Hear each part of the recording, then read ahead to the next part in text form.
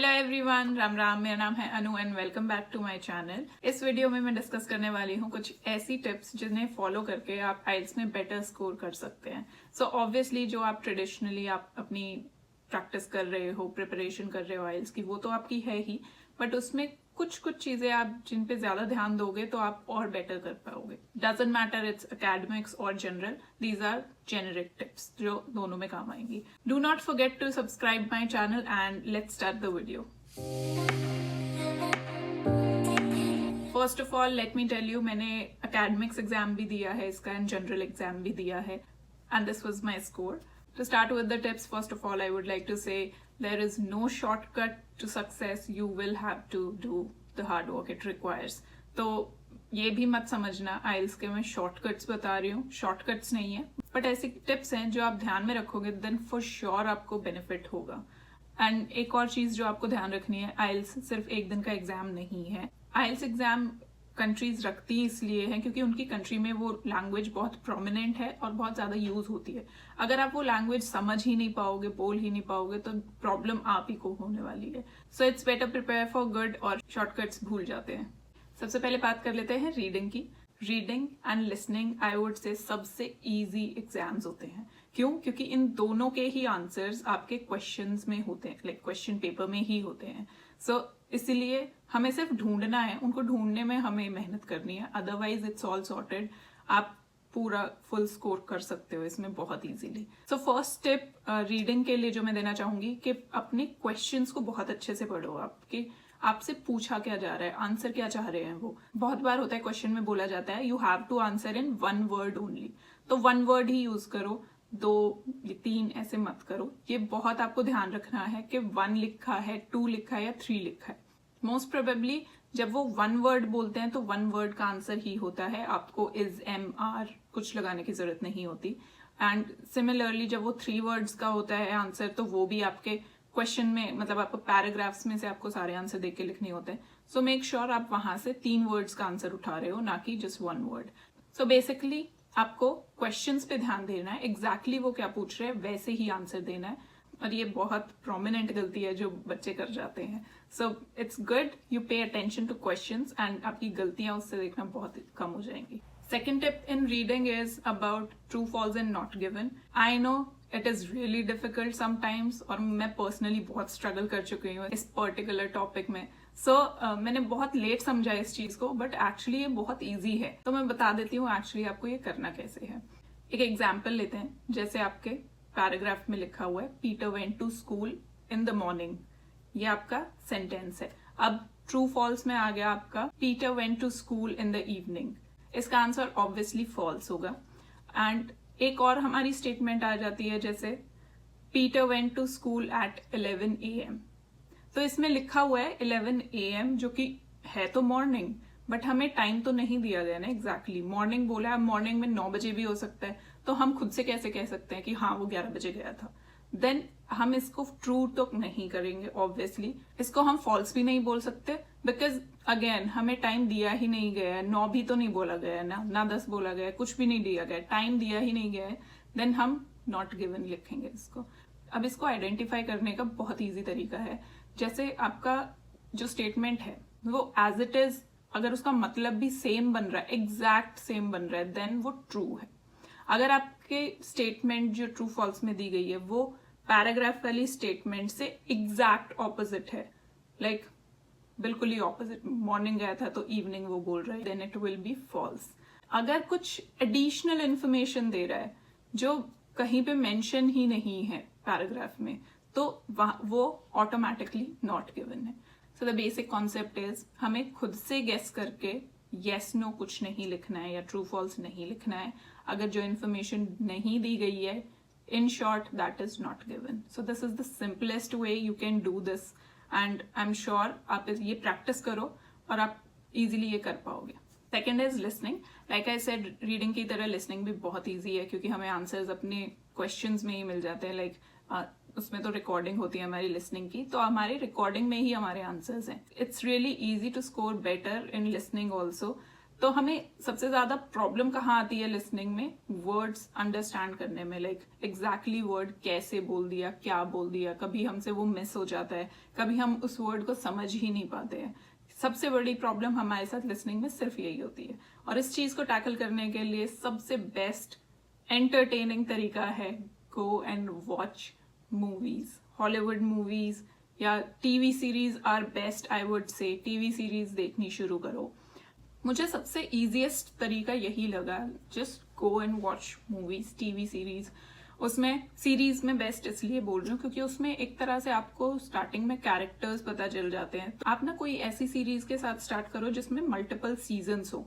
First season आप देखो with subtitles, उससे आपको पता चल जाएगा कौन कौन कैरेक्टर है, कैसे वो बात कर रहा है, लाइक उनके बात करने का तरीका आपको पता चल जाएगा और किस वर्ड को स्पेसिफिकली वो किस तरीके से बोल रहे हैं। आफ्टर फर्स्ट सीजन उसके बाकी जितने भी सीजन है, 4, 5, 6, 10 जितने भी है, सारे आप बिना सबटाइटल्स के देखो। आई एम प्रिटी श्योर जब आपका सीजन पूरा हो जाएगा ना, पूरा देख लोगे, आपकी इस लैंग्वेज को समझने की, वर्ड्स, एक्सेंट समझने की अंडरस्टैंडिंग बहुत इंप्रूव हो जाएगी। So try this, I have tried it, worked wonders with me and I am pretty sure it will work wonders with you also. आप इसको टेस्ट भी कर सकते हो। जब आप स्टार्ट कर रहे हो देखना सीरीज, उससे पहले आप एक टेस्ट ले लो, ठीक है? उसके बाद जब आप वो सीरीज खत्म करोगे, उसके बाद आप जो टेस्ट के स्कोर देखोगे, आप मैच करोगे, आई एम प्रिटी श्योर आपको डिफरेंस दिखेगा। और अगर आप ये बोलो कि आपको टाइम नहीं लगता टीवी देखने का, ये सब देखने का टाइम नहीं है, and let me remind you, जब हम खाना खा रहे होते हैं, लंच या डिनर, हम टीवी ऑन करके बैठते हैं। सो बेटर टीवी ना देखने की जगह अपना सीरीज आप लगा के बैठो कोई भी। अगर आधे घंटे का एक एपिसोड भी आप एक बार में देख लेते हो, लाइक डिनर, ओनली डिनर के टाइम पे भी देख रहे हो, तो आप 7 एपिसोड एक हफ्ते में देख ही लोगे, and which is like again ना से कुछ तो अच्छा ही है। सो अगेन आई वुड से ये बहुत कन्वीनियंट वे है अपना लिसनिंग स्किल्स इंप्रूव करने का। और अगर मैं सजेस्ट करूं देन गो फॉर सीरीज जो ऑस्ट्रेलियन कुछ सीरीज हो।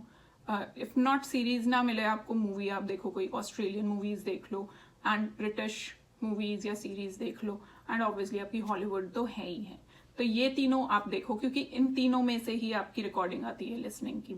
आइदर वो ब्रिटिश एक्सेंट में हो सकती है या ऑस्ट्रेलियन एक्सेंट में हो सकती है या फिर अमेरिकन एक्सेंट में भी हो सकती है। Do try this and let me know आपके लिए ये काम किया है नहीं किया। आई नो करेगा but still give it a try. Third is writing. Writing में आप सबसे ज्यादा डिफरेंस कहाँ से ला सकते हो? अपना टाइपिंग स्टाइल चेंज करके। आप जब भी चैट करते हो, mostly like every one of us are into chatting, WhatsApp पे कुछ ना कुछ कर ही रहे होते हैं। सो व्हाट्सएप की अपनी चैट पे अपनी स्पेलिंग्स पे ध्यान देना शुरू करो।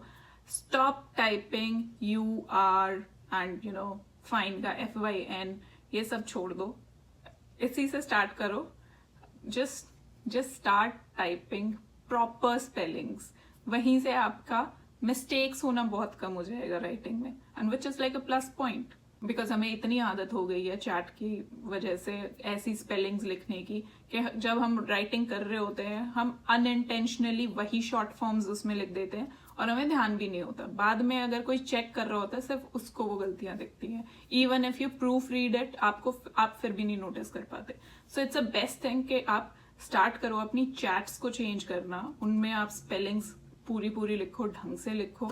इससे आपको स्पेलिंग्स याद भी रहेंगी कि एग्जैक्ट स्पेलिंग क्या है, आपके एरर्स होने कम हो जाएंगे। और IELTS is all about language, English language. तो आप अपने फ्रेंड्स से, फैमिलीज से चैट भी कर रहे हो तो आप इंग्लिश में चैट करो, आप अपनी लैंग्वेज मत लिखो for a time being. You can just do it ताकि आपके राइटिंग स्किल्स इससे इनहैंस होंगे। आप स्पेलिंग्स अगर आप करेक्ट लिखना शुरू करोगे तो स्पेलिंग्स आपको ध्यान रहेंगी कैसे लिखना है, एग्जैक्ट स्पेलिंग्स क्या है। देन आपका सेंटेंस मेकिंग इंप्रूव हो सकता है। If not sentence making, at least आपको हैबिट हो जाएगी लिखने की इन इंग्लिश। आपकी कॉन्वर्सेशन वो माइंड में आपको इतना बैठ के 1000 बार नहीं सोचना पड़ेगा इस सेंटेंस को मैं कैसे लिखूं। So it's a best way. आप अपने फ्रेंड्स फैमिली से चैट कर रहे हो तो आप इंग्लिश में चैट करना शुरू कर दो। आपके फॉर्मेट होते हैं राइटिंग के, जो भी अगर आप कहीं से क्लास ले रहे हो तो वो आपको बताते हैं। तो मेजरली कोचिंग में आपको फॉर्मेट्स ही सिखाए जाते हैं कि ये फॉर्मेट, रीडिंग का ये फॉर्मेट आता है, लिसनिंग का ऐसे आता है, राइटिंग के ये फॉर्मेट्स होते हैं। लाइक आपको फॉर्मल इनफॉर्मल लेटर आ सकता है, या फिर जैसे चार्ट आ गया, बार चार्ट, लाइन चार्ट, कुछ भी आ गया, उसको कैसे लिखना है। तो डू फॉलो योर फॉर्मेट्स। उनको वो बहुत इंपॉर्टेंट है obviously, but one thing I would से आपको अवॉइड करनी चाहिए जो हैवी वोकैबुलरी होती है ना, because if you are a beginner in speaking English या लर्निंग इंग्लिश, तो ऑब्वियसली हम वो एडवांस लेवल की इंग्लिश नहीं बोल सकते, तो वो एडवांस लेवल की वोकैबुलरी भी तो हमें नहीं इंक्लूड करनी चाहिए ना।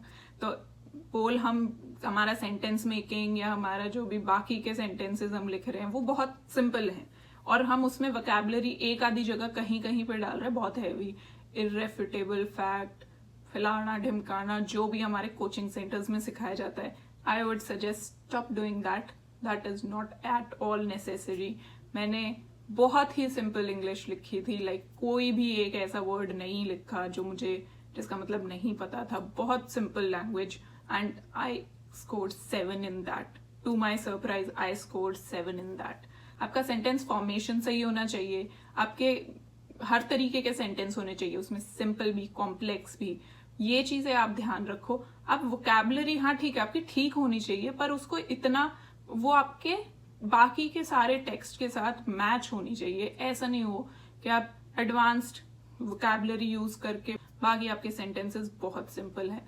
आपका जो आइल्स एग्जाम चेक करेगा उसको बहुत इजीली पता चल जाएगा कि आपने ये रट के लिखा है and you do not mean that. आपको नहीं पता, मे बी आपको नहीं पता होगा उस वर्ड का मतलब। So this is what he will think, and आपको नेगेटिव पॉइंट्स भी मिल सकते हैं इसके।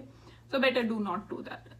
आप सिंपल कॉन्वर्जेशनल इंग्लिश लिख सकते हो, वो भी एक प्लस पॉइंट है, but because in the and वो आपकी इंग्लिश लैंग्वेज समझने की कैपेबिलिटीज को जज कर रहे हैं, या आप कितना अच्छे से उसको समझ सकते हो। अगर आप रैंडमली कुछ भी वर्ड्स लिखोगे and you do not understand what exactly it is, then obviously it's a negative point. Now let's talk about speaking. जब हमारी रीडिंग की प्रैक्टिस हो गई, लिसनिंग की प्रैक्टिस हो गई, हमने चैट भी करना शुरू कर दिया सबसे इंग्लिश में, देन ऑब्वियसली आपके स्पीकिंग स्किल्स भी एनहांस होंगे। मैंने भी पर्सनली नोटिस किया है कि मेरी स्पीकिंग स्किल्स एनहांस हुए जब मैंने ये सारी चीजें करनी शुरू कर दी। Otherwise I was really nervous while talking about anything. मुझे कुछ भी बोलने के लिए बोल दिया जाता था, मैं बहुत नर्वस हो जाती थी। मैं कॉन्वर्जेशंस में मुझे इतनी प्रॉब्लम नहीं होती थी, बट टिपिकली जब मुझसे पूछा जाता कि इस पे आपको 2 मिनट के लिए बोलना है, जो हमारे क्यू कार्ड्स के टॉपिक्स होते हैं उन पे बोलने के लिए मुझे बोला जाता है, मैं सबसे पहले तो चुप हो जाती थी। I got my habit of speaking well after doing all of these things. मैंने सीरीज देखना शुरू कर दिया था, टेक्स्ट इंग्लिश में सबसे बात करनी शुरू कर दी थी, because it's a language right. आप जितना इसको यूज करोगे डेली लाइफ में उतना ही आपके लिए ईजी हो जाएगा आप इसको यूज करना इन एवरी फील्ड। तो it's better practice it. Speaking की तो आप अपने फ्रेंड्स, फैमिली, उनसे इंग्लिश में ही बात करो। उनको नहीं समझ में आ रहा, doesn't matter, you talk in English, क्योंकि आपकी बोलने की हैबिट हो जाएगी। आप जो सीरीज में देख रहे हो you can just repeat it also, ताकि एक बोलने की प्रैक्टिस हो ना, एक वर्ड्स आपको कैसे बोलने हैं, सेंटेंस कैसे बोलना है, तो वो सब आप इम्प्रूव कर पाओगे इससे। अगर आपको लगता है कि पीपल विल जज यू अगर आप गलत इंग्लिश बोल दोगे, तो start doing it with your friends या फैमिली में किसी के साथ जिनके साथ आप बहुत ज्यादा कंफर्टेबल हो। It will help a lot in your practice, so you can do that also. And सबसे ज्यादा important for all the exams, practice, B it listening, speaking, writing, reading, anything, practice a lot. जितनी ज्यादा practice करोगे उतना improve कर पाओगे।